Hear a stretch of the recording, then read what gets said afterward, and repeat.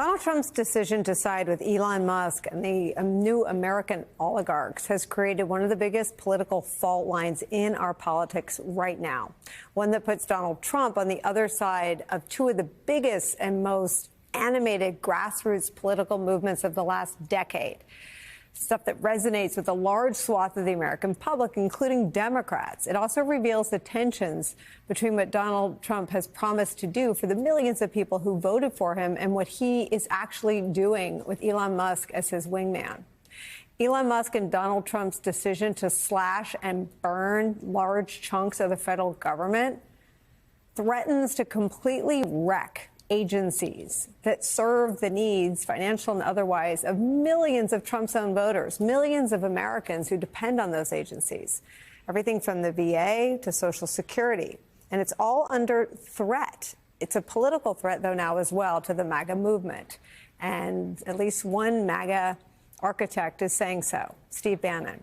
New York Times reports this, quote, "I don't want to say it's an anchor or a lodestone," Bannon said on Friday of Musk on his show War Room, which is watched closely by a number of Trump allies as well as by the president himself. Quote, "It's not that yet, but it's trending. That is starting to affect everybody."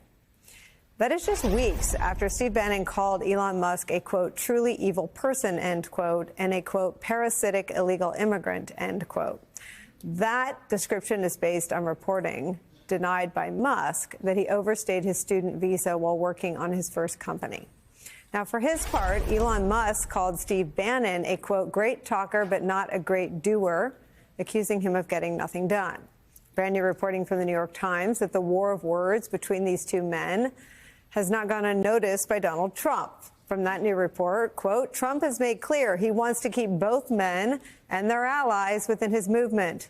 In mid-February, the president told Mr. Bannon that he wanted him to lay off the attacks on Musk and for the two men to sit down privately, according to two people. That meeting has not happened yet, and it is not clear when or if it will. Steve Bannon is not alone in fearing that Trump and Musk's pro-American oligarch agenda is alienating wide swaths of voters. New York Times reports this. The billionaire's signature slash and burn style and showy spending cuts have reverberated far beyond the Capitol, making even lawmakers from deep red states begin to sweat. That's because Elon Musk is deeply unpopular. One poll found that 34% of Americans approve of Elon Musk's role in the federal government. And there's little room for that to improve. Only 3% of Americans say they have not heard of Elon Musk. It is a golden, nearly unprecedented opportunity for the Democratic Party. They are eager to find ways to publicly oppose Donald Trump. Senator Chris Murphy telling the New York Times this, quote, "It's an easy story. Elon Musk and the billionaires have taken over the government to steal from the American people to enrich themselves." That's the message. It is true. It is persuasive. And if we repeat it over and over again, they won't win.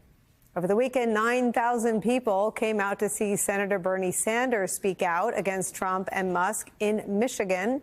4,000 came out in Kenosha, Wisconsin. 2,600 in Altoona, Wisconsin, a town of 10,000 people. These are pictures from what Bernie Sanders' staff calls the Stop Oligarchy Tour. All the stops are in swing House districts held by Republicans. Here's some of Bernie Sanders' message.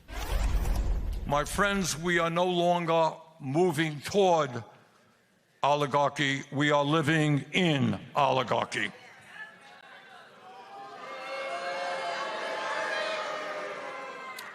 And as we assemble here today, we are going to make it very clear that oligarchy is not what this country is about. Huge crowds. Vaughn, Charlie, and John are all back. John Heilman, you first. Well, I always love it when you don't have a question for me, Nicole. It's always just like, go. Bernie Sanders is, to see Bernie Sanders up there like that with the giant crowd in front of him, not an unfamiliar sight in our politics over the last 10 years. And it's worth thinking about that, about the Sanders thing, because back in 2016, 2015, when a lot of people thought hey, Hillary Clinton and Jeb Bush are going to be the nominees. And anybody who was spending time, as Vaughn did and as Charlie knew from when he was from his perch in Wisconsin, the country wasn't really that enthusiastic about dynasties and establishment politics. The populist tide, which has been one of the most pronounced political forces in my political career reporting, was on the rise. And on the right, you had a right-wing version of populism that Donald Trump embodied. You had a left-wing version of populism that Bernie Sanders embodied. And they were the two defining phenomena. And they were the two defining phenomena of that election. And I will say that, they were the movement candidates. And it still is the case that force is huge and influential in American politics. And when Donald Trump decided to make his bed, to jump in bed with Elon Musk, he threw a spanner in the works that I think fundamentally challenges the nature of his political sport. There's no doubt. You can say a lot of things about Steve Bannon. Steve Bannon is a populist. Steve Bannon agrees with Chris Murphy that Elon Musk doesn't belong in the oligarchy. He doesn't like these tech bros in there. And Trump is trying to do a balancing act between those two guys and what they represent. And I'm not sure it's reconcilable over the long term. Maybe in the short term, you can figure out a way to weave between them, but it's very hard to balance between the two of them over the long term. Well, I would go even further, Charlie. They are the opposite ends of the mag. They repel one another. An oligarchy is the opposite of the end game of populism.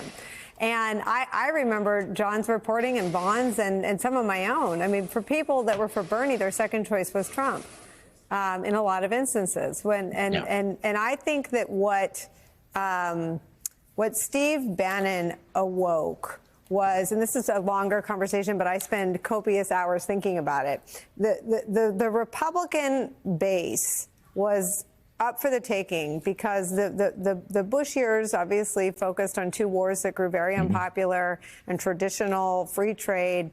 Those messages and those ideas were never animated or updated in the campaigns of John McCain or Mitt Romney. And so the Republican base was roiling with discontent, dissatisfaction, and disaffection from its leaders.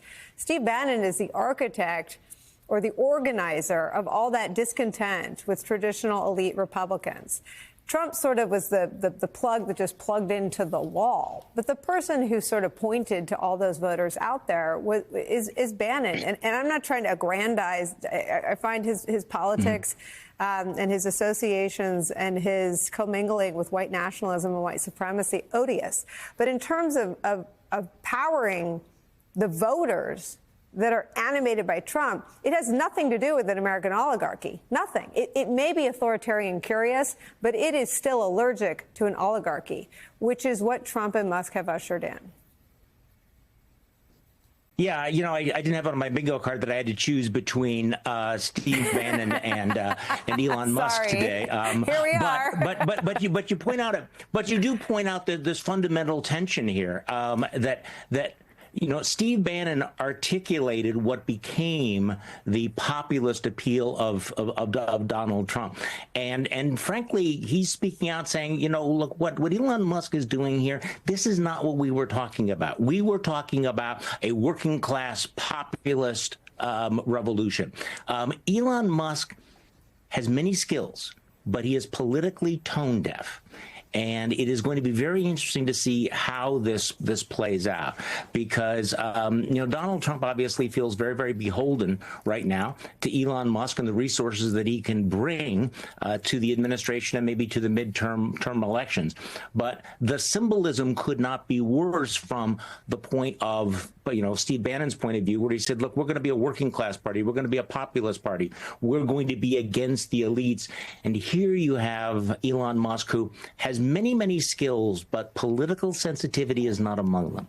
Well, and I think it goes even further for the Democrats. I think if Bannon had prevailed, the MAGA movement would right now be diversifying along genders, along age, right, along all ethnic. And instead, it has completely hit a wall where the MAGA base is having to grapple with the fact that they elected a king whose jester is named Elon Musk.